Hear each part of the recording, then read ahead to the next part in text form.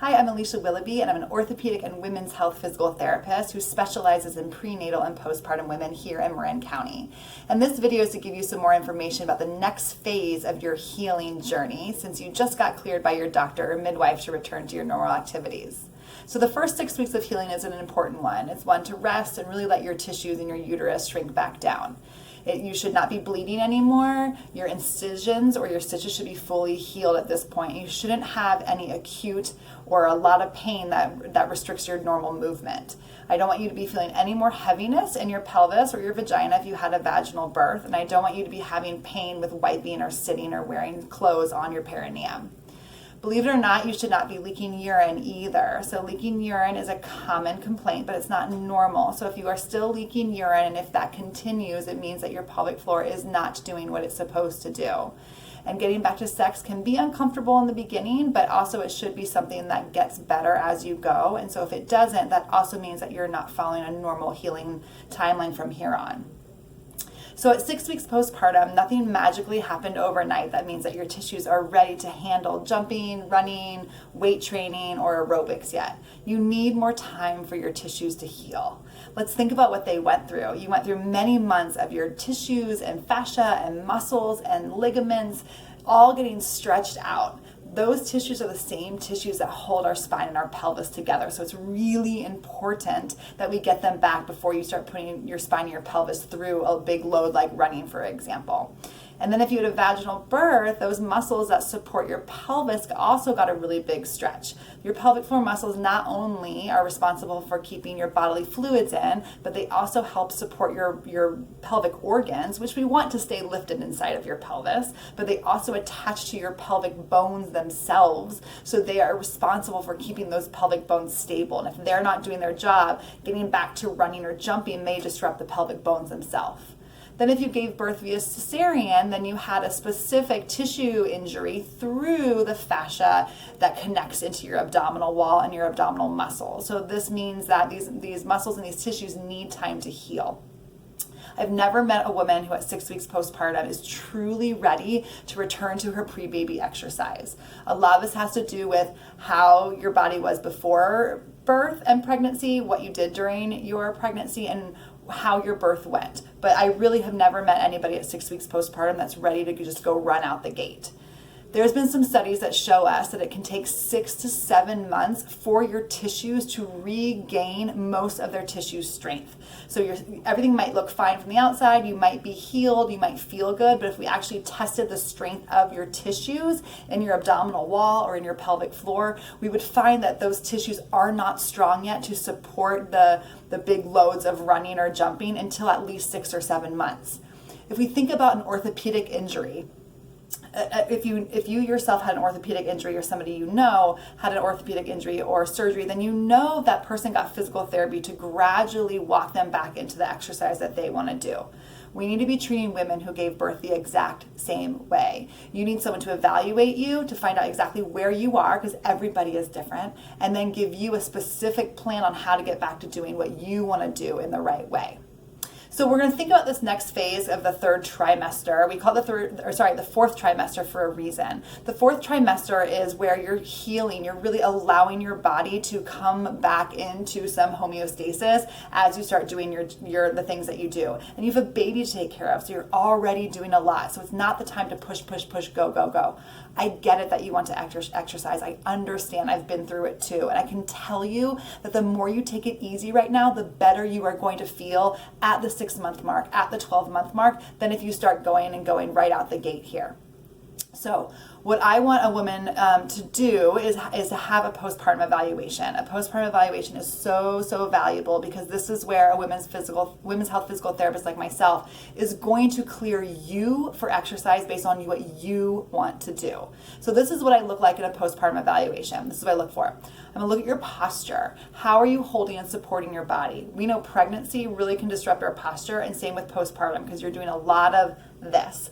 And how your posture is going to determine what it looks like when you lift weights and when you go on a run. So we're going to do a posture evaluation. I'm going to do a movement evaluation. If you're a runner, I'm going to have you do some things so I can see how your muscles are actually turning on. I've never met a woman at 6 months postpartum who clears the biomechanics screen because the muscles are not yet up to their efficient state. That's normal. Then we're going to do a full abdominal assessment where I'm going to look and see if you have an abdominal separation, what is the size, what is the depth, and what is the function. An abdominal separation is normal, but there are some normal degrees of separation. If a woman comes in with a 1 finger separation, that's a normal degree of separation. But if we're talking 3, 4, 5, 6 fingers, that's an amount of separation that we want to get smaller.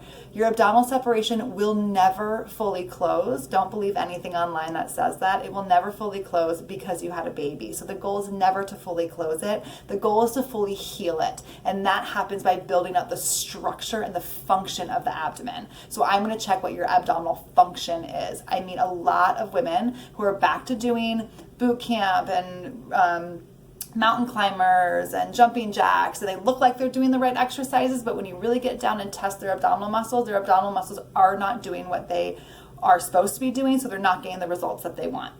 After the abdominal separation, if there's anything else going in the body like back pain or neck pain or hip pain, we're going to look at that. And then a pelvic floor evaluation, especially if you had a vaginal birth, but even pelvic floors can have a dysfunctional pattern post-cesarean as well, so that's not uncommon.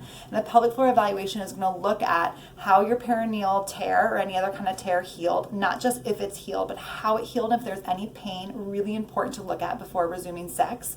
We're going to look at your pelvic floor structure, endurance, and muscle power. So there's 3 layers of the pelvic floor. We're going to muscle test every single layer. Some of those layers are responsible for closing up your urethra to prevent leaking. Some of those muscles are responsible for holding up your organs and stabilizing your bones. So we're going to check the muscle strength of all of them, the right side versus the left side. We're going to get your muscle endurance. We're going to find out what those muscles feel like. We're going to check the coordination between your pelvic floor and your abdominals, because if you're going to do core exercises, you need both of them doing the same amount of work. I mean, a lot of women who their abdominals are doing all the work and their pelvic floors are doing none.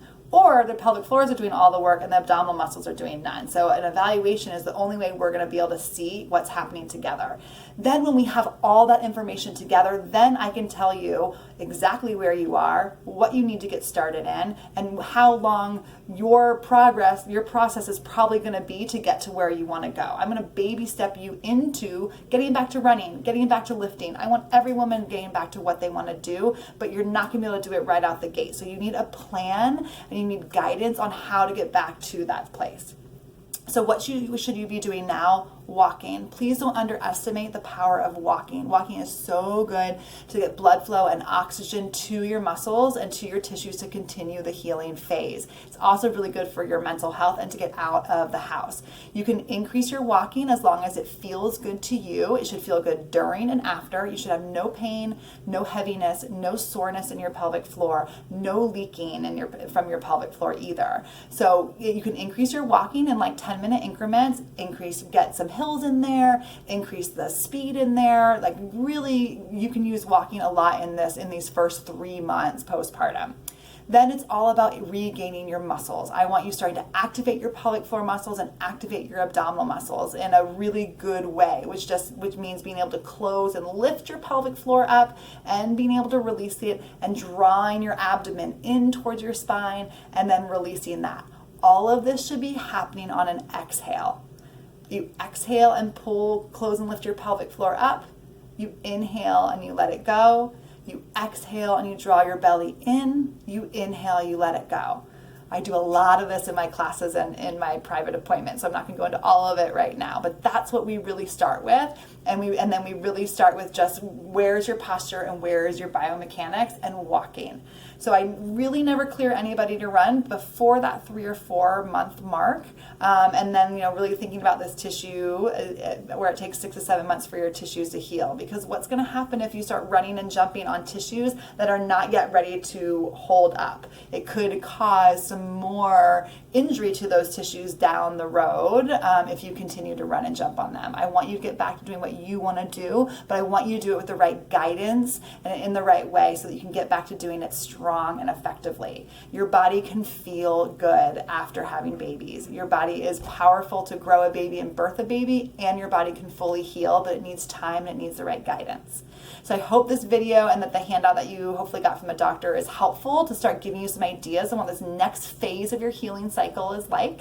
Please reach out to me with any questions that you have. I teach a postpartum rehab class called AB Rehab at Pomegranate in San Anselmo, and then I see clients in my Corn Madera office for private appointments. So please reach out to me with any questions or to set up an appointment. Thanks.